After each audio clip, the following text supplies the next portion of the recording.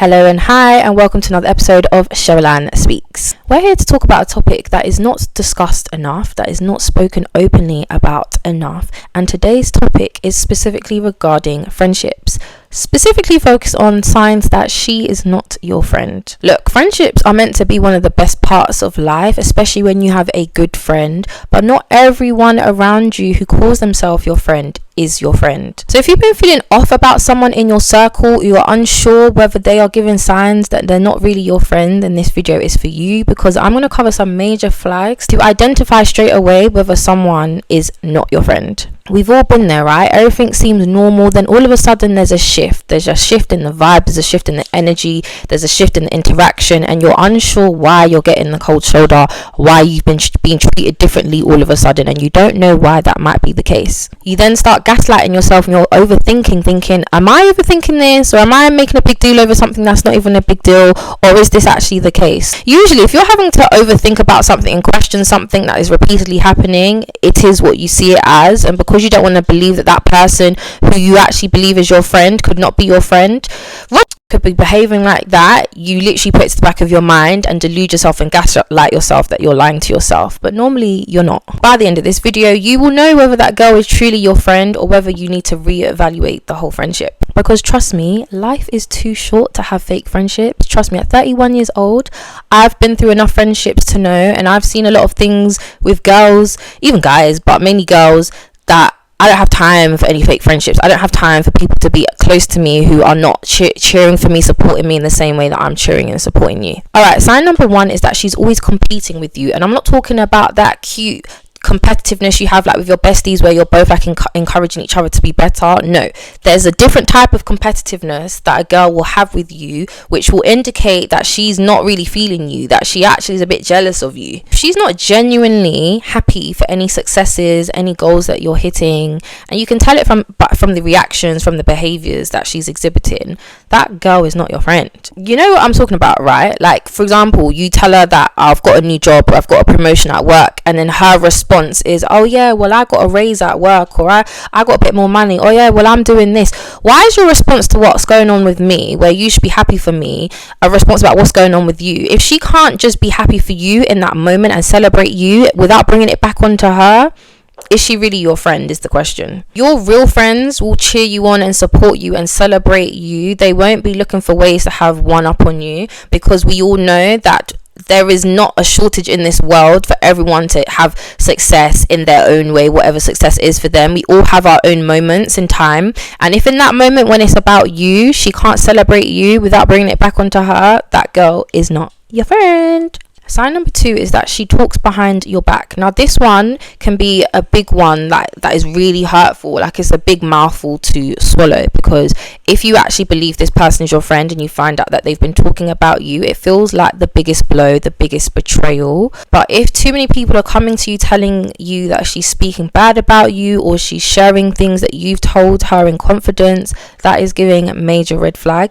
A true real friend will have your back even when you're not in the room. If someone is chatting shit about you and you're not there, if that's your real friend, they're not going to sit in the room and stay quiet and allow that person to continue bad mouthing you. They're going to speak up for you, they're going to defend you, and they're going to shut that conversation down straight away. They're not even going to allow that conversation to proceed and grow bigger and bigger and bigger for other people to put their opinions. You're going to shut that down straight away. However, if she's joining in on the gossip and also spreading lies about you, that indicates exactly where her loyalties lie, and that she doesn't have your back, and that she wouldn't protect you in those situations. Why would she protect you if you were even sitting there? If you've got a friend that only shows up or approaches you or is around you when they need something, that's giving a major red flag, because friendships are a two-way street. The same way you'll be there for them, they should be there for you. If they go MIA regularly, and don't get me wrong, as adulting is busy and hectic as it is, we're all going through our own things, but if she's constantly going MIA and not like reaching out, checking on you, even like texting here and there as and when she can,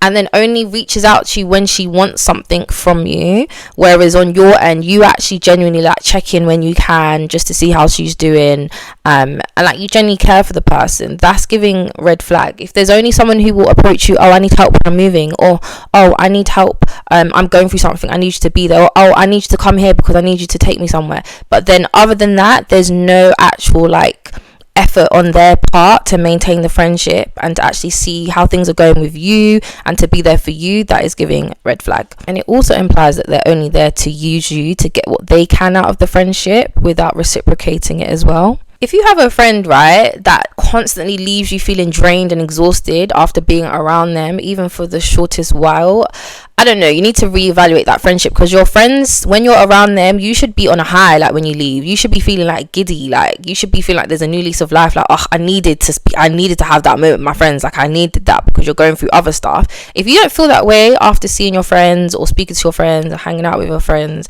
that is giving that you need to reevaluate the friendship. Because why would a friend, someone who's a real friend of yours, leave you feeling drained or give you anxiety about hanging out with them, or feeling exhausted, or you're feeling tired about the interactions with them? That's not a normal feeling to have. Like if you're feeling that constantly with someone, that's not giving that it's real friendship.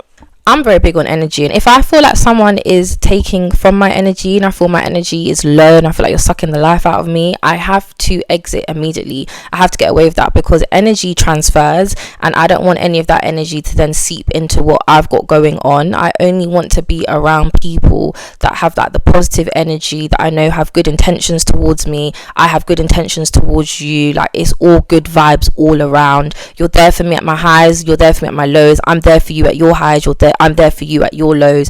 We literally are there for each other, and it's constantly being reciprocated. I don't want anyone that I feel is draining me, because that's going to just drain me in other aspects. And some of your friendships are actually holding you back. That's what's crazy. It's not always like your romantic relationships that you're in. Sometimes it's actually the friendships, the people that you have around you, your circle of people, that are holding you back, because you don't have the right people around you that actually want the best for you. Some people are there wishing bad on you behind closed doors, and that's what's holding you back. That's what's making you stagnant in life, and you don't even realize it's happening, because you're like clueless to the fact that some people genuinely just don't want these things for you, even though to your face they're smiling. It's so important. Discernment is a big thing, and that comes with prayer, to continuously pray for discernment, to allow God to help you see people for who they really are, and to not have people around you that don't want the best for you. Which is why for me personally, I like to keep my circle small, because I feel like when your circle is smaller, you are able to see, like, you trust those people around you. When you've got too many friends, and you tell your business to too many people, and you invite too many people and energies into your space, it's really hard to keep on track of who is genuinely there for you, because they really love you and care for you, and who isn't. Keep your circle small. I think I've learned that just as I've got older. But anyway, let me know in the comments if any of these signs resonate with you. Have you ever had to cut off a friend because she was giving you bad vibes, bad energy? I'd love to hear your stories in the comments. But until next time, I'll see you guys in the next video. Mwah.